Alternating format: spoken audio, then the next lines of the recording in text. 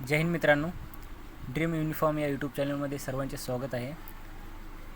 तुम्ही बघू शकता स्क्रीनवरती होमगार्ड नोंदणी 2024 जाहिरात। ठीक आहे, एकूण 21 जिल्ह्याची जाहिरात प्रसिद्ध केलेली आहे मित्रांनो। ठीक आहे, इथे बघा तुम्हाला दाखवतो जिल्हा कोणकोणत्या जिल्ह्याची जाहिरात आलेली आहे। सातारा, नांदेड, रत्नागिरी, जळगाव, चंद्रपूर, यवतमाळ, सिंधुदुर्ग, धुळे, हिंगोली, अमरावती, बीड, धाराशिव, वाशिम, भंडारा, नंदुरबार, गडचिरोली, रायगड, लातूर, पुणे, सांगली, नाशिक म्हणजे असं एकूण 21 जिल्ह्याची जाहिरात प्रसिद्ध झालेली आहे मित्रांनो। ठीक आहे, आज तुम्हाला प्रश्न पडला असेल की फॉर्म भरायचा कसा। ठीक आहे, हे बघा ह्यामध्ये ना एक PDF दिलेला आहे। ठीक आहे, त्या PDFमध्ये सर्व माहिती आहे, तरी पण मी तुम्हाला ते पुढे चालवून ते वाचून दाखवेल। ठीक आहे, एक वेबसाईट ऑफिशियल आहे। ठीक आहे, ते पण तुम्हाला नोंदणी कशी करायची, फॉर्म कसा भरायचा ह्याच्यावरची पण तुम्हाला एक सेपरेट व्हिडिओ बनवेल। ठीक आहे, सर्वात आधी तुम्हाला ह्याबद्दल माहिती देईल की कुठल्या कुठल्या जिल्ह्याची जाहिरात प्रसिद्ध झाली आणि कुठल्या कुठल्या जिल्ह्याची फॉर्म कधीपासून चालू होणार आहे। ठीक आहे, आता हे बघा सातारा, नांदेड, रत्नागिरी, जळगाव, चंद्रपूर ह्या जिल्ह्याची बघा 25/6/2024 म्हणजे आजपासून जाहिरात म्हणजे फॉर्म भरण्यासाठी सुरुवात झाली आहे। ठीक आहे, ते आता बघा सातारा बघा 15/7/2024 पासून फॉर्म भरायला सुरुवात झाली आणि 31/7/2024 पर्यंत त्याचा व्हॅलिड आहे। ठीक आहे, नांदेड 25/7/2024 ते 14/8/2024 पर्यंत, रत्नागिरी 25/7/2024 ते 14/8/2024 पर्यंत। ठीक आहे, अशा प्रत्येक वेगवेगळ्या जिल्ह्याची वेगवेगळी डेट दिलेली आहे मित्रांनो। ठीक आहे, आता इथे बघा खाली नाशिक, सांगली, पुणे, लातूर, रायगड ह्या 5 जिल्ह्याची जाहिरात जे फॉर्म भरण्याची मुदत आहे ते उद्यापासून चालू होणार आहे। ठीक आहे, आता एका PDFमध्ये तुम्हाला वाचून दाखवता याचे। हे बघा मित्रांनो, हे नाशिक जिल्हा होमगार्डचे परिपत्रक आहे। सर्व जिल्ह्यांचे परिपत्रक सेम आहे मित्रांनो। ठीक आहे, सर्व परिपत्रकामध्ये सेम माहिती दिलेली आहे। यामध्ये होमगार्ड सदस्यत्व, होमगार्ड सदस्यांचे कर्तव्ये किंवा होमगार्डना देय भत्ते किती आहेत ह्याची सुद्धा सर्व माहिती दिलेली आहे।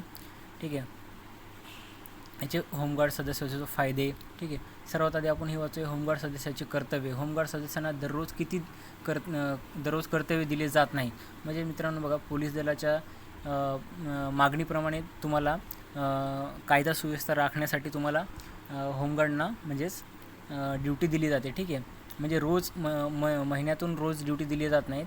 आपत्कालीन व्यवस्था असो, अग्निशमन विमोचन किंवा वेगवेगळे जे गणपती किंवा दुर्गादेवी अशा वेगवेगळ्या कार्यक्रमांना तुम्हाला त्या ड्युटीवरती बोलवले जाते मित्रांनो। ठीक आहे, आणि दुसरी गोष्ट म्हणजे होमगार्डना देय भत्ते हे किती आहेत हे बघा। होमगार्ड सदस्यांना बंदोबस्त काळात प्रतिदिन 570 रुपये कर्तव्य भत्ता आणि 100 रुपये उपहार भत्ता म्हणजे असे टोटल एकूण 690च्या जवळपास रुपये तुम्हाला भत्ता मिळते मित्रांनो। ठीक आहे, तर हे बघा होमगार्ड नोंदणीकरिता कोणत्याही प्रकारचे शुल्क आकारले जात नाही। म्हणजे मित्रांनो, जेव्हा तुम्ही होमगार्डचा फॉर्म भरता, रजिस्ट्रेशन करता, तेव्हा तुम्हाला कुठल्याही प्रकारची फीस त्याला भरायची गरज नाही। तुम्ही डायरेक्ट फॉर्म भरू शकता आणि त्या फॉर्मची प्रिंट काढून जी डेट आहे ग्राउंडची त्या ग्राउंडच्या वेळेस जाऊन देऊ शकता। ठीक आहे, आता बघा ह्याच्या नोंदणी व नियम अटी सांगतो मित्रांनो।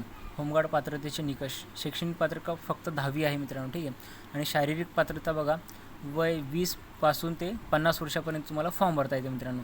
आणि इथे ना एक तारीख दिलेली आहे 31/7/2024 पर्यंत तुमचे हे वय बसले पाहिजे मित्रांनो। ठीक आहे, आता पुरुषाकरिता उंची दिलेली आहे 162 सेंटीमीटर आणि महिलांकरिता दिलेली आहे 150 सेंटीमीटर। ठीक आहे, छाती आहे फक्त पुरुषांसाठी। ठीक आहे, न फुगवता किमान 76 सेंटीमीटर आणि फुगून 5 सेंटीमीटर। हे बघा मित्रांनो, जसं पोलीस भरतीचे जे नियम अटी असतात सेम होमगार्डला पण आहे मित्रांनो। ठीक आहे, फक्त याच्यामध्ये वयवाढ दिलेली आहे आणि हाईटमध्ये सूट दिलेली आहे मित्रांनो। ठीक आहे, आता याच्यामध्ये आवश्यक कागदपत्रे बघूया मित्रांनो।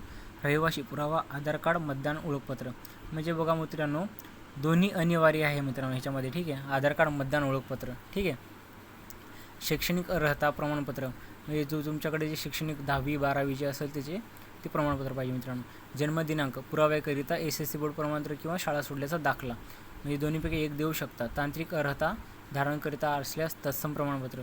तांत्रिक अर्हता म्हणजे मित्रांनो, तुमच्याकडे NCC असेल किंवा हेवी लायसन्स असेल, अजून ITI प्रमाणपत्र असेल किंवा स्पोर्ट्स सर्टिफिकेट असेल, ह्यापैकी जर तुमच्याकडे काय असेल तर तुम्हाला मित्रांनो त्याच्यामध्ये एक बोनस मार्क दिले जातात। ठीक आहे, आता खाजगी नोकरी करत असल्याचे मालकाचे ना हरकत प्रमाणपत्र हे तुम्ही जिथे नोकरी करत असाल त्या मॅनेजरचे किंवा त्या स्टाफचे तुमच्या सिनियर सरांचे ना हरकत प्रमाणपत्र पाहिजे मित्रांनो. ठीक आहे. 3 महिन्याचे आतील पोलीस चरित्र प्रमाणपत्र पडताळणी, म्हणजे मित्रांनो हे 3 महिन्याचे जे चरित्र पडताळणी प्रमाणपत्र जे आहे ना, हे जेव्हा तुम्ही लागतात तेव्हाचे प्रमाणपत्र हे मिळते मित्रांनो. त्यांच्याकडून एक सर्टिफिकेट मिळतं.